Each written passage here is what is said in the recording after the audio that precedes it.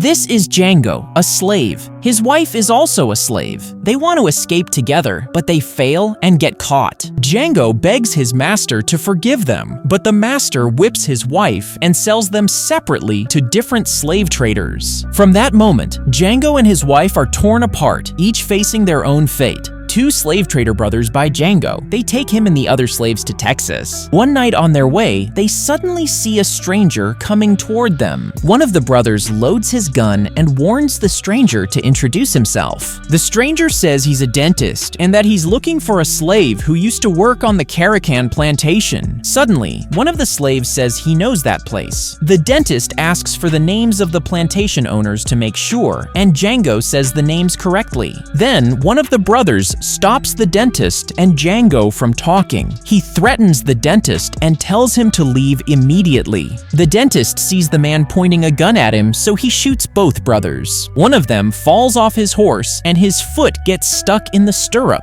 The dentist keeps talking to Django to make sure that if Django sees those men again, he'll recognize them. Django says yes. The deal is done, and the dentist starts counting the money. But when he sees Django's back, he's shocked by all the whip marks. Then Django and the doctor get on their horses and ride toward the town. When they reach the town, everyone stares at Django in surprise because they've never seen a black man on a horse before. The doctor and Django go to a cafe to have breakfast, but the cafe owner is shocked the moment he sees a black man inside his place. The cafe owner is so scared when he sees Django inside that he goes to fetch the sheriff. In the meantime, the doctor makes some beer for himself and Django, and they sit down to talk for a while. The doctor introduces himself as a bounty hunter who is after criminals, and he explains that when he catches them, the government gives him a reward. Django, hearing this for the first time, is surprised and can't believe that such a job exists. Dr. Schultz continues, saying that Django's former masters are wanted by the government. He tells Django that he needs his help to identify them, capture them, and collect the reward. Django agrees to help identify them in exchange for his freedom, since he hates his masters. The sheriff comes to kick Schultz and Django out of the cafe, but suddenly Schultz shoots him.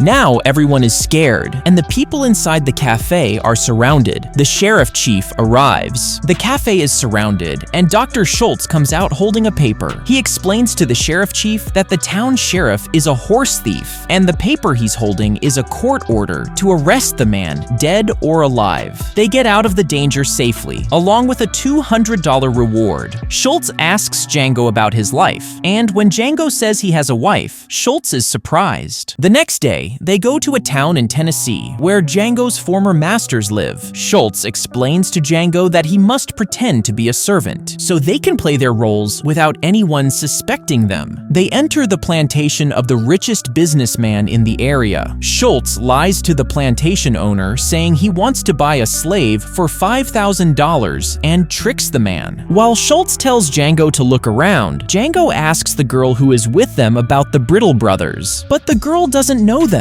When Django gives their introduction, the girl points to one of them, who turns out to be the cruel master himself. Django remembers the tortures the brothers did to him, and he immediately goes toward them. One of the brothers is about to whip his slave for breaking an egg, when suddenly Django shouts his real name. The Brittle brothers are shocked to see Django in that fancy outfit. Django shoots at them, grabs the whip, and lashes them.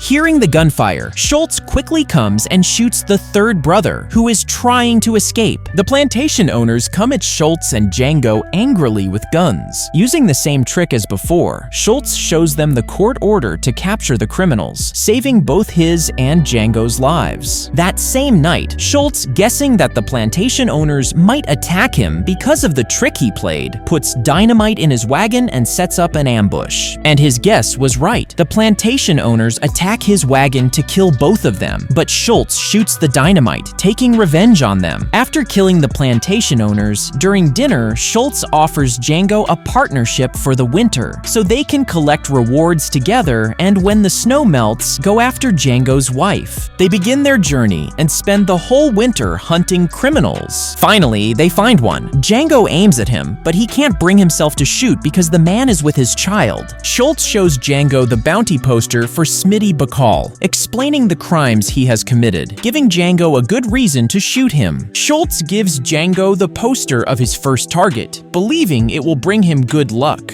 Now Django needs to improve his shooting skills. They spend the most profitable winter of their lives, and finally, spring arrives. They head to Mississippi, the center of the slave trade in the southern United States. They find out who bought Hilda and where she is. Mr. Calvin Candy, the owner of Candyland, has bought Broomhilda. Schultz and Django pretend to be slave traders so they can meet with Calvin. At that moment, Mr. Candy is watching a slave fight. After the match, Schultz offers him $12,000 and Candy falls right into Schultz's trap. Schultz's plan is to tempt Candy with a huge amount of money and, during this fake deal, secretly buy Broomhilda from him for a small price, then disappear with Django. They head to Candyland with Mr. Candy. On the way, Django gets into a fight with one of Candy's bodyguards, but Candy stops them. Meanwhile, Django acts very harshly toward Candy's slaves, and Schultz warns him not to raise too much tension, or it could get them both killed. On their way, they stop at one of Mr. Candy's slave stations. There, a runaway slave has climbed a tree, trying to survive. Schultz feels sorry for the man and wants to buy his freedom, but Django, who's pretending to be the slave-buying expert, stops him. To show Django who's really in charge, Candy lets his dogs tear the slave apart.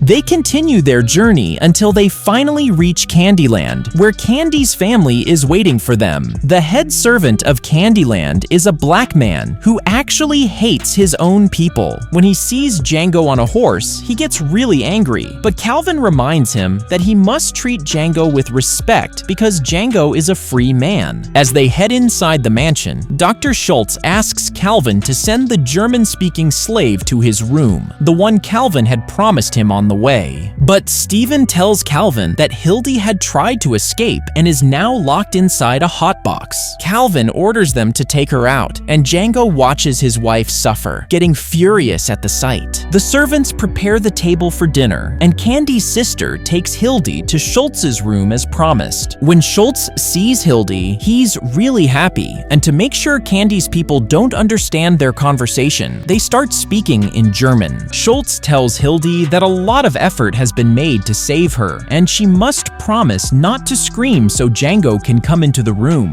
Django enters the room, and Hildy faints. At the dinner table, Schultz and Candy discuss their opinions about the slave fights, while Hildy pours wine for Schultz. Django and Hildy keep looking at each other the whole time. Candy notices the connection between Schultz and Hildy, but Candy's sister says that Hildy's eyes are on Django. That comment makes Steven suspicious of Hildy, and he asks her about Django. Hildy says she has never seen Django before, but Steven doesn't believe her. He shows Hildy's scars to everyone in front of Schultz, which makes Django furious. Now Steven is certain that Hildy and Django know each other. He tells Calvin that they need to talk privately and explains Schultz and Django's plan. Calvin, realizing he's been tricked, returns to the table and sits Hildy down. He threatens Dr. Schultz, saying that if they want Hildy, they must pay $12,000 or else Candy will kill her right there. They write the contract and Calvin and Schultz sign it. Schultz is very upset that his plan has been exposed. Calvin wants to humiliate Schultz and tells him they must shake hands or the deal will be canceled. Unable to tolerate it any longer, Schultz shoots Calvin. Candy's bodyguard kills Schultz and Django takes revenge on Schultz's behalf. All the guards rush into the mansion and a big gunfight breaks out. Everyone surrounds Django, but he manages to handle them all. Suddenly, Steven takes Hildy hostage and demands that Django surrender. Django has no choice but to surrender. They sell Django to the owners of the mines, so he must live the worst life. On the way, Django tells one of the slave owners to collect the bounty and shows them the poster of his first target, which Schultz had given him. Django offers his freedom in exchange and makes them his partners in the Candyland bounty. They believe him, free him, and give him weapons, but Django kills every one of them. Now he goes after Candyland with 2 kilos of dynamite. On the way back, Django takes revenge for that poor slave. When he reaches Candyland, he rescues his wife. Calvin's family returns from the funeral, but Django is waiting for them. Django kills Calvin's guards and sister one by one until it's Steven's turn. He shoots Steven in the knees and then lights the dynamite he had set. The whole house explodes, and Django and his wife are free to leave.